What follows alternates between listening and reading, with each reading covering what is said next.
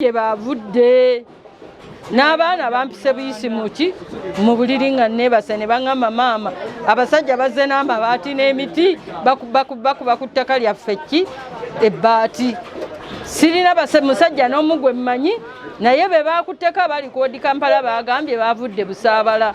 Abenju y'omugenzi Kiwanuka James balumiriza bamu ku b'enganda zaabwe okuba emabega w'ensonga zino. Tusitopinga abatukuba ekibaati n'abo bagamba nti baagula ffe tulina ndagaano nabo. Kirala tuwulira waliyo Lubega Davis yali mu kusasula abayinako ebibanja ne ffe tetumumanyi naye. Then tulina ne basenga abaffe kuliko Nganda Aliet ne kubeerako ne Naloga Juliet ne kubeerako ne Kizamanjeri ne kubeerako n'omu ku taata waffe bamuyita Lugaizi Jeffers. Kaakati mu mannya ago gempadde ag'abantu abanaabo nabali abalala ababiri Lubega Davis ne Jimese Mukasa ku bantu abo abana tulowooza be bali kubavuddeko emivuya bw'otukuba ekibaati nga ffe tunatunda kibanja kyaffe oba poloti yaffe oba ttaka lyaffe kwetuli nnyo tetumanya ebyo byonna gye babijje. Oluvannyuma lw'abazigu okubalumba mu kiro, Deputy RCC wa Kampala Nsubuga Shafiki ayimukiddemu n'atuuza olukiiko wakati w'abafamire ezisengulwa okwekenneenya ensonga zino. Naye waliwo bafuna ettaka nga balikoze eki nga balisikidde n'ofuna ettaka nga baligabidde.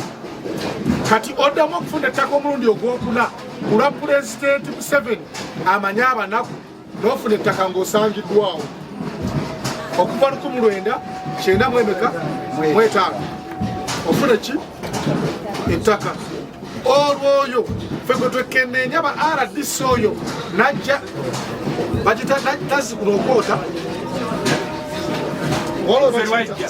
Serajjo kola ki gwe mwavumanga Serajjo okwota omuganda yali yamugereza dda yafuuka ki kati Pulezidenti yamurecognizinga nti abantu bakwatibwa ebbanga najjaawo n'abeera mulaalo okumala emyaka 40 n'ava ne ku musaala n'afuuka mwana wa waka taata n'amugamba zimbako wali ennyumba n'awasizaawo n'omuki abaana oluva mu Amerika nga bamugamba kola ki genda twamulicognizinga ku lw'okuba talina gy'agenda kola ki ogenda kaakati naye ng'omuntu ayingira ettaka direct y'omuntu abaddewo oba nannyiniryo oba ow'ekibanja oba waki.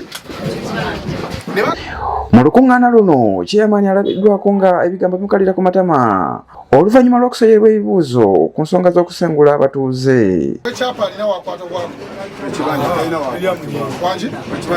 owa banka bamuwa ekyapa ne bamuwa n'endagaano z'ababibanja babakolera.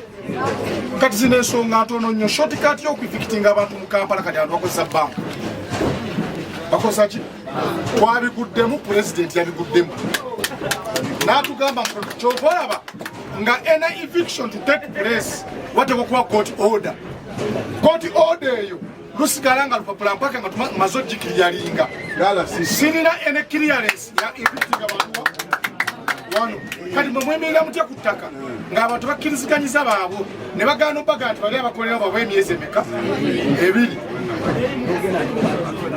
kakati n'ogera n'oba miitinga nga ki ng'oba miitinga authority ogijjawo emiitinga abantu ng'ate buli mu eviction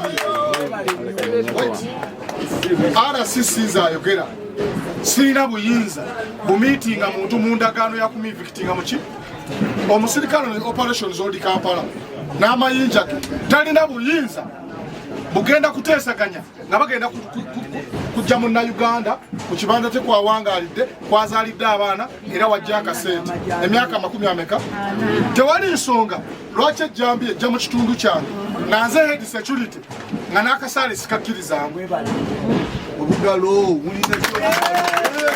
Deputy RCC asinziddewo n'ayimiriza mbagirawo omuntu yenna aneetantala kukuba ebibaati ku ttaka lino. Mbagirawo chairman akwatibwe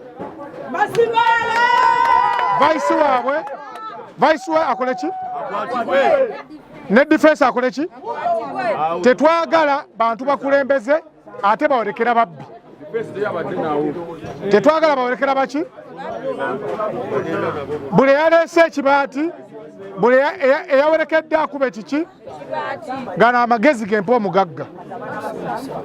Omugagga etteeka lyafuluma dda omuntu abeera ku ttaka okuva 1995 aweebwa enkizo ku ttaka lye.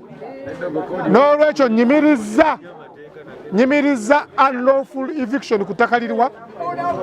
Buli muntu yenna asalambira ku ttaka liriwa muyimiriza.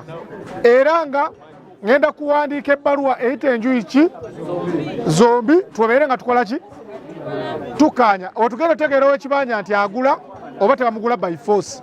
Otegeere ekyapa ono kyalina yakijjawa era famire ekola ki egamba ki. Naye eri abantu okubakwata amataayi gano amajambiya gano ne mugaleeta mu bantu bange mapya babalese abaana baabwe. Ekyo kikyamu ddala. Bo abatuuze abeetabye mu lukiiko luno basinziddewo n'ebibazo omukulembeze w'eggwanga olw'okubalondera Nsibuka Shafik omuntu wa wansi abategeera. Museveni ayongera amaanyi era ne komanda Ali amongera obuyinza. Komanda Ali amongera obuyinza yeyongera okugumya security. Asisi aze ku gurawundi esaawa zino tufunyeewo ku mbeera ekakkanyeemuko era tusuubira tugenda funa obwenkanya. Oluvannyuma chairman yatwaliddwa ku poliisi ya Old Kampala okukola statement ku nsonga ezo.